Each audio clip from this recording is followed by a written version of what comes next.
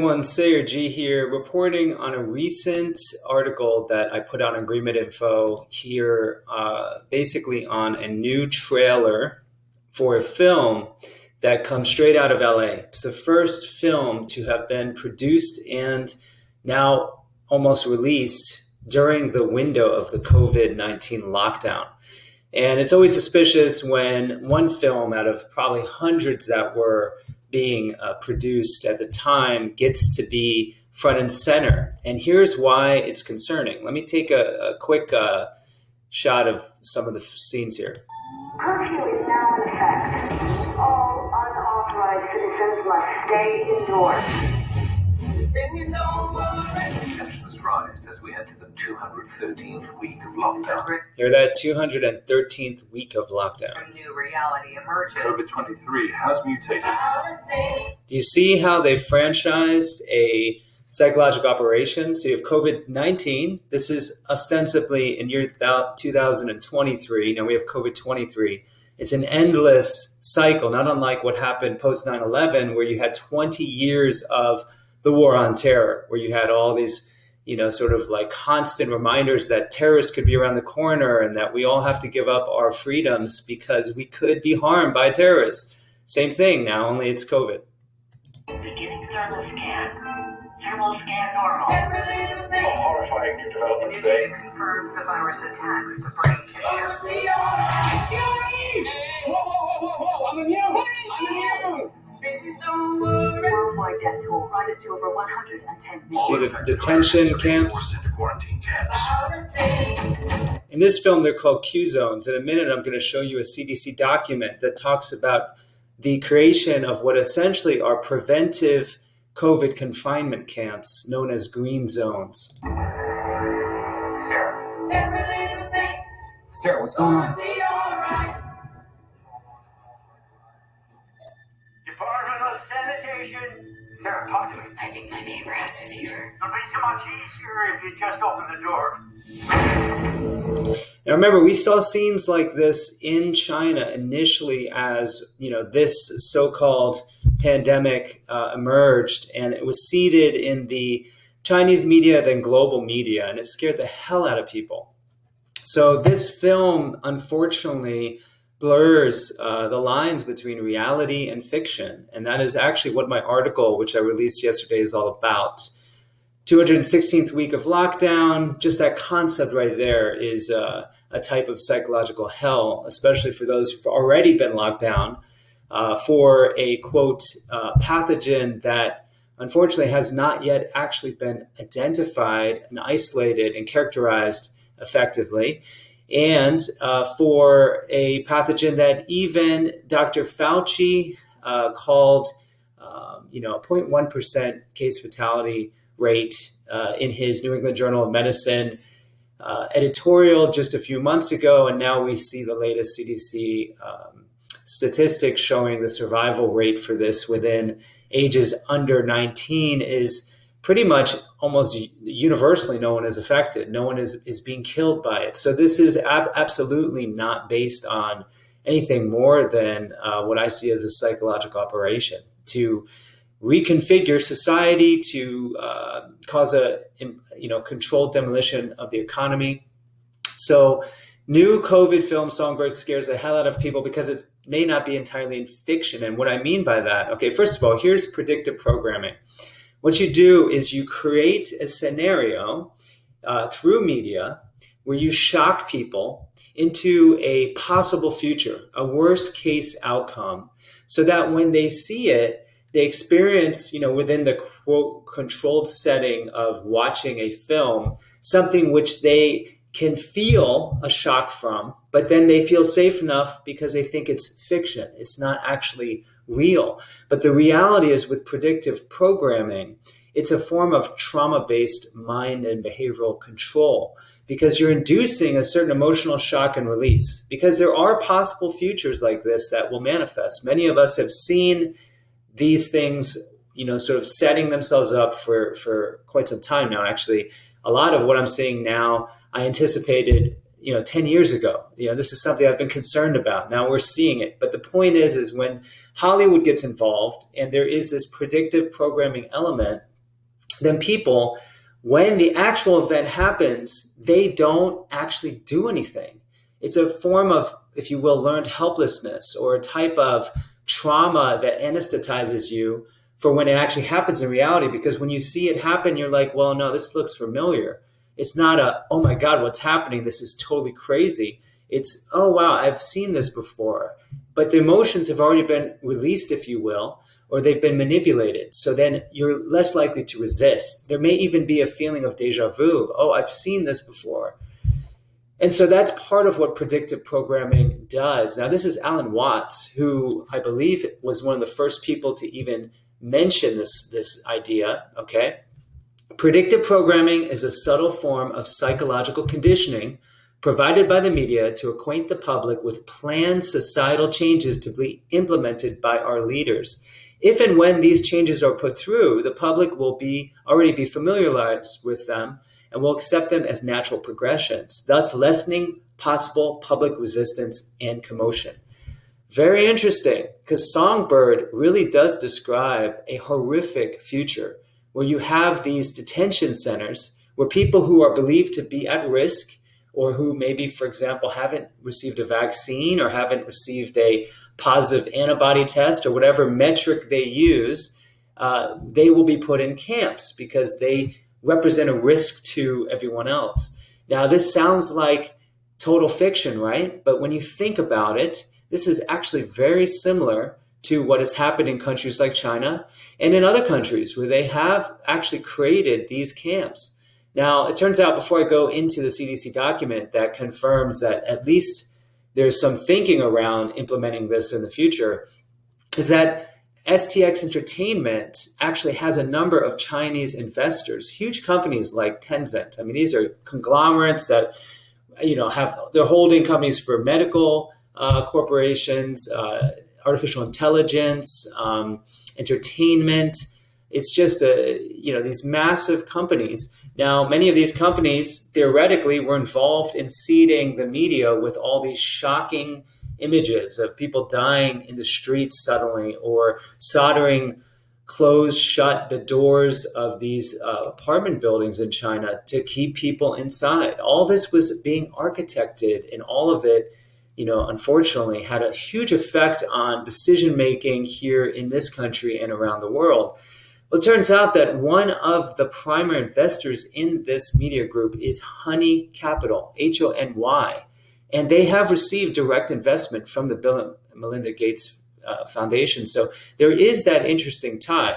I don't know if that in any way indicates collusion, but there is obviously a real conflict of interest here, right?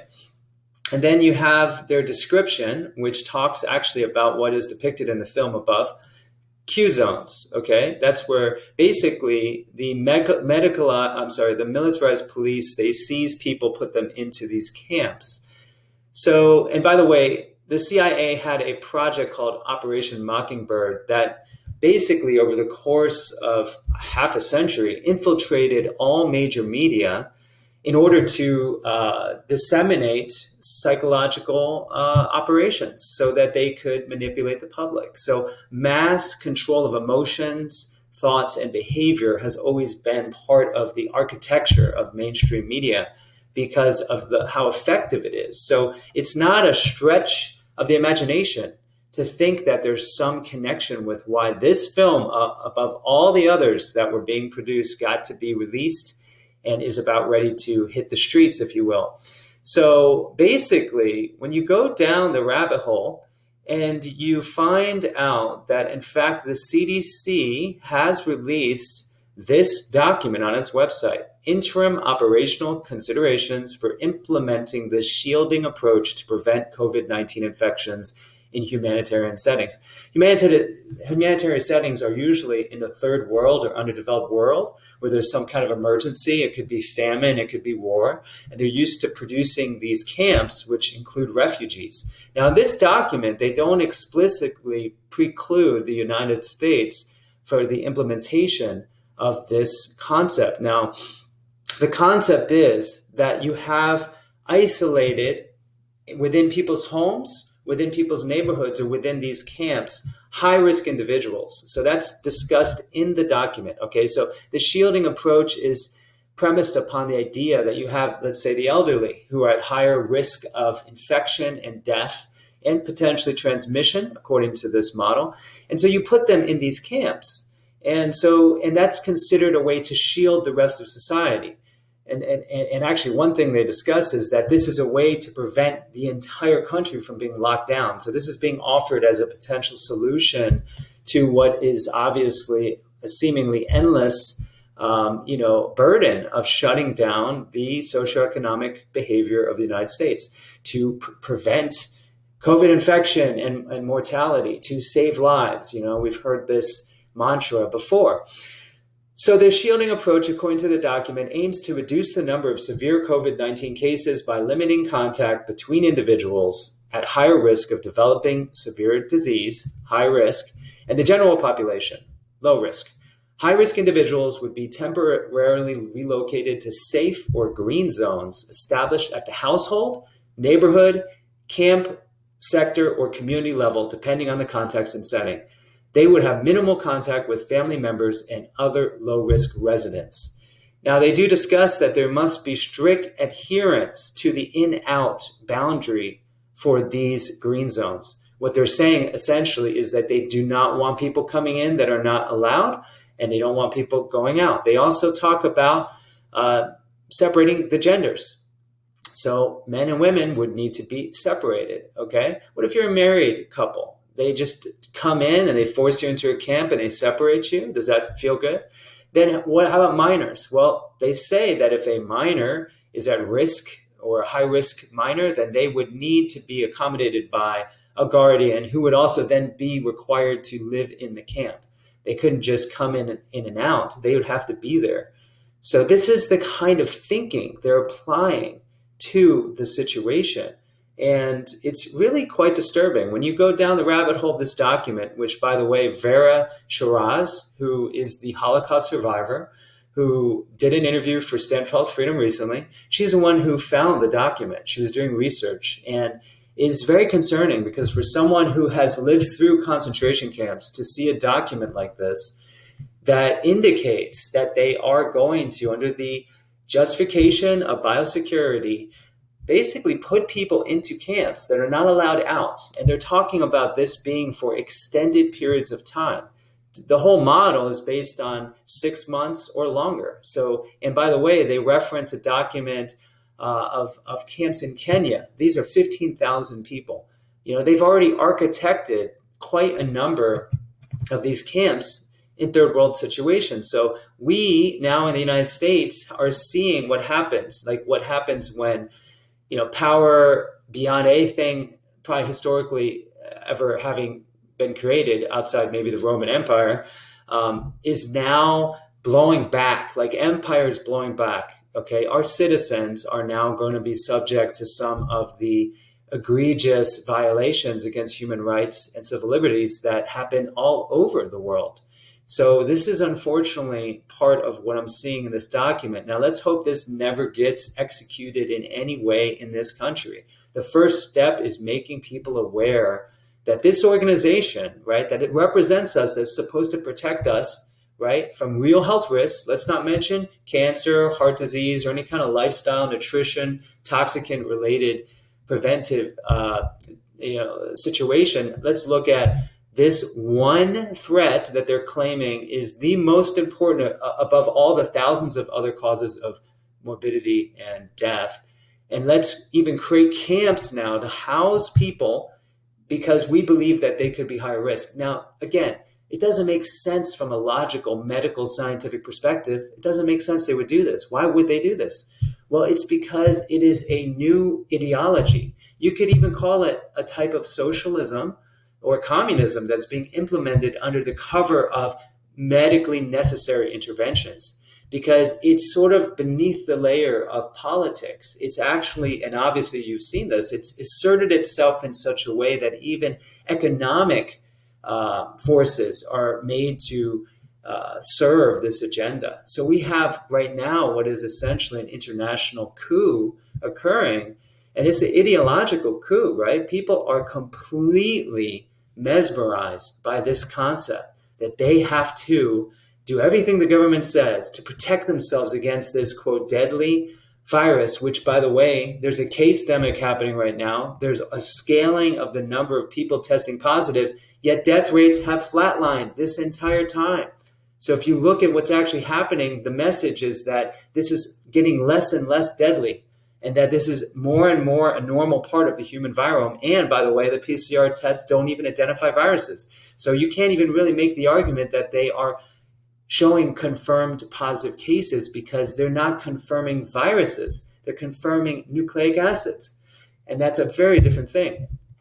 And so this is not meant to scare people, obviously, because one of the responsibilities I take very seriously as I move forward in this work is making sure people feel empowered, that they don't just feel like, oh, this is a shock. Because this film is meant to shock you. When you look at this trailer, if you're not feeling alarmed or anxiety, you might not be realizing that this is actually very similar to what is unfolding around us. And I reference here, the Pentagon wants to deploy the vaccine. Now keep this in mind. It's not about the vaccine. It's about the deployment process through the Pentagon. Why is the Pentagon taking that over from the CDC? That's literally a military operation.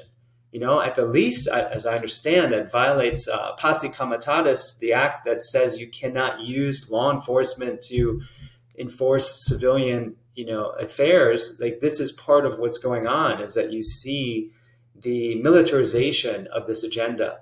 So that's one reason why it's important we stand together and we fight for our freedoms. Okay, so let's go to Stand Peril of Freedom. Please support this organization. It's 100% donation-based, nonprofit, 501c4, and it exists simply to give you the tools so that you can take empowering action. So we have a number of petitions, we have a number of action items. The one that I want to bring to your attention is actually the one on stopping forced coronavirus vaccines, because this is actually coming up right now. There may not be an opportunity to exempt ourselves unless we stand up now. I mean, this is 60,000 signatures. That's only a drop in the bucket. It's something, it's important, but we need more of your support by taking action, by joining our list, so that when things happen in your state or nationally, we can together represent, if you will, a voting bloc, but not voting through some indirect process, but directly through our actions, connecting with our elected officials. So this is a really important moment, obviously. I don't think we can any longer sustain the belief that someone, for example, the president, is going to save us, because whether you're for Biden or for Trump or against either of them, they both support warp speed. They both support the pharma talking points. Now, one may be better than the other, but ultimately this agenda is beyond the entertainment division of society, which is what politics is. This is a deeper level. So again, please take a look at this article. It's featured on GreenMedInfo. And again, don't let them put this crap out without qualification. I want to know why there are indirect connections with the Gates Foundation. Okay? And I'd also like to point out to you the CDC document here.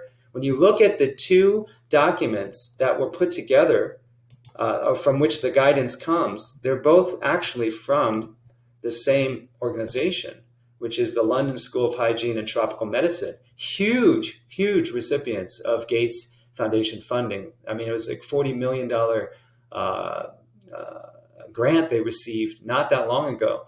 So you see how it's all connected. They're creating the architecture for what is essentially a takeover of our country and other countries under the auspices of, again, saving lives. This really needs to stop. We need to band together, support one another, and help get this information out. Speaking of which, if you're not on my Telegram group, please go to my profile. We've already had our GreenMedInfo account deleted, and it's going to continue. The censorship is just ramping up, and it's a further sign that they're not happy about what the internet does. It gets the truth out around the mainstream media, around the agenda. We have an email list, GreenMedInfo /newsletter. That's another way. They already attempted to deplatform us back in 2019. and they weren't able to because our newsletter is stronger than ever, and so are a number of our colleagues who are continuing to get the information out. So again, thank you for your support. Please help share this information. They can try to algorithmically deboost us all day long, but when you go ahead and go to our site and you share this information through an email to a friend, you are helping us basically keep the lights burning brightly. So thank you so much.